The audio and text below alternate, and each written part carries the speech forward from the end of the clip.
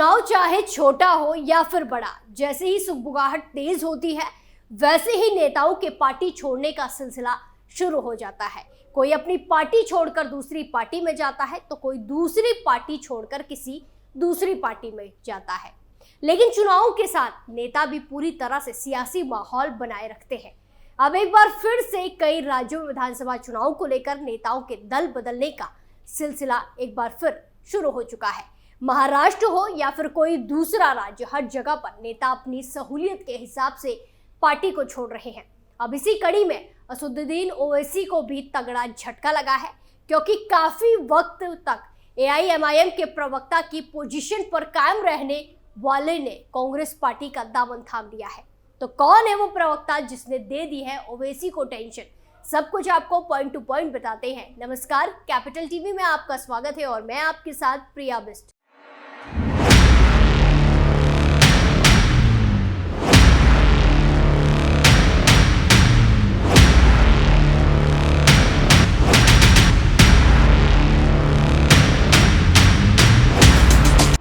असदुद्दीन ओवैसी को लगा तगड़ा झटका।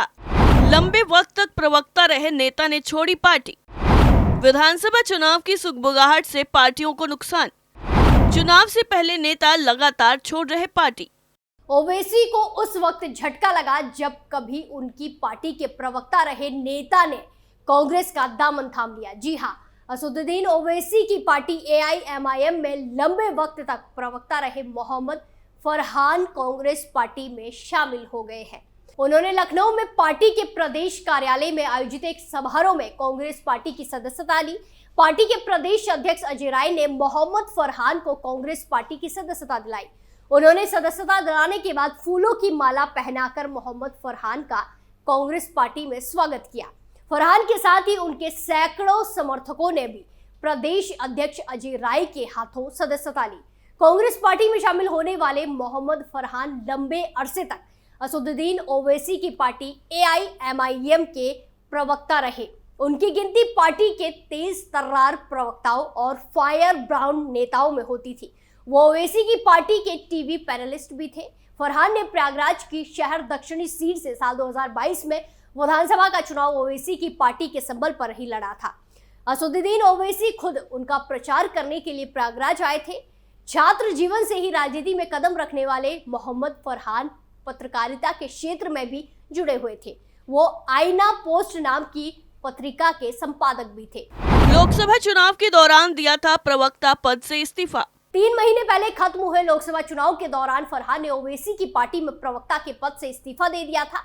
कुछ दिन बाद उन्होंने पार्टी भी छोड़ दी थी। चुनाव के दौरान उन्होंने आरोप लगाया था कि ओवैसी सियासी पार्टियों की बी टीम के तौर पर काम कर रहे हैं। ओवैसी के यूपी के साथ साथ कई राज्यों में तमाम सीटों पर मजबूत उम्मीदवार होने के बावजूद चुनाव नहीं लड़ने के फैसले पर नाराजगी जताते हुए उन्होंने प्रवक्ता पद और पार्टी छोड़ दी थी। ओवैसी की पार्टी से इस्तीफा देने के बाद वो किसी भी दल में शामिल नहीं हुए थे। कांग्रेस सभी जातियों के बारे में सोचती है। लखनऊ में पार्टी दफ्तर में आयोजित समारोह में कांग्रेस पार्टी की सदस्यता लेने के बाद मोहम्मद फरहान ने कहा कि वो पार्टी नेता राहुल गांधी के संघर्षों और उनकी निडरता से प्रभावित होकर देश की सबसे पुरानी पार्टी में शामिल हुए हैं। उन्होंने कहा कि सिर्फ कांग्रेस ही ऐसी पार्टी है जो वोट बैंक की परवाह किए बिना सभी जाति, धर्म और वर्ग के लोगों के बारे में सोचती है। कांग्रेस पार्टी देश की तरक्की के लिए तत्पर रहती है। पार्टी नेता राहुल गांधी जिस तरह से अन्याय और अत्याचार के खिलाफ बेबाकी से आवाज उठाते हैं, लोगों की लड़ाई लड़ते हैं, उससे उनके जैसे युवा उन्हें अपना आदर्श मानने लगे हैं। कांग्रेस में बहुत जल्द मिल सकती है बड़ी जिम्मेदारी। लखनऊ के प्रदेश कार्यालय में मोहम्मद फरहान को पार्टी की सदस्यता दिलाने के बाद कांग्रेस के प्रदेश अध्यक्ष अजय राय ने लोगों को संबोधित करते हुए कहा कि उन्हें जल्दी उनके कद के मुताबिक जिम्मेदारी दी जाएगी। उम्मीद जताई जा रही है कि कांग्रेस पार्टी भी मोहम्मद फरहान को प्रवक्ता बना सकती है। इस बारे में फरहान का कहना है कि वो कांग्रेस पार्टी के सिपाही के तौर पर शामिल हुए हैं, पार्टी को मजबूत करने का काम करेंगे। उनके लिए पद कोई मायने नहीं रखता। वैसे आपको बता दें कि अभी हाल ही में कुछ बड़े बड़े नेता भी अपनी पार्टी को छोड़कर बीजेपी में शामिल हुए हैं। उनमें सबसे चर्चित नाम है झारखंड के पूर्व सीएम चंपई सोरेन का। बीजेपी में शामिल चंपई सोरेन। झारखंड के पूर्व सीएम चंपई सोरेन बीजेपी में शामिल हो गए। रांची में आयोजित कार्यक्रम में केंद्रीय मंत्री शिवराज सिंह चौहान और असम की सीएम हेमंत बिस्व शर्मा ने उन्हें पार्टी की सदस्यता दिलवाई। रांची के शहीद मैदान में बीजेपी मिलन समारोह का आयोजन किया गया था। इसमें झारखंड बीजेपी के संगठन प्रभारी लक्ष्मीकांत वाजपेयी, झारखंड बीजेपी विधानसभा चुनाव प्रभारी शिवराज सिंह चौहान, झारखंड बीजेपी विधानसभा चुनाव सह प्रभारी हेमंत बिस्व शर्मा, प्रदेश अध्यक्ष बाबूलाल मरांडी, पूर्व सीएम अर्जुन मांडा सहित पार्टी के कई नेता चंपई सोरेन के बीजेपी में शामिल होने के कार्यक्रम में मौजूद रहे। इस दौरान बड़ी संख्या में चंपई सोरेन के समर्थक भी कार्यक्रम में उपस्थित रहे। इस मौके पर चंपई सोरेन ने कहा कि मैंने कभी नहीं सोचा था कि मेरी भी जासूसी होगी। मैं दिल का साफ हूँ, जिसके झारखंड के लिए लड़ाई लड़ी, लोगों ने उसी के पीछे जासूस लगा दिए। उस दिन के बाद से ही हमने लिया कि दिल में जाएंगे और जनता की सेवा करेंगे। इस मौके पर शिवराज सिंह चौहान ने कहा कि बीजेपी के परिवार में सम्मिलित हो रहे वरिष्ठ नेता चंपई सोरेन और उनके साथ आए सभी लोगों का स्वागत है।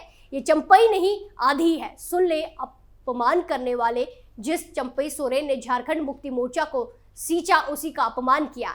जेएमएम अब पति और पत्नी की पार्टी बन गई है। ऐसे नेता का अपमान किया गया जिन्होंने शिबू सोरेन के साथ काम किया।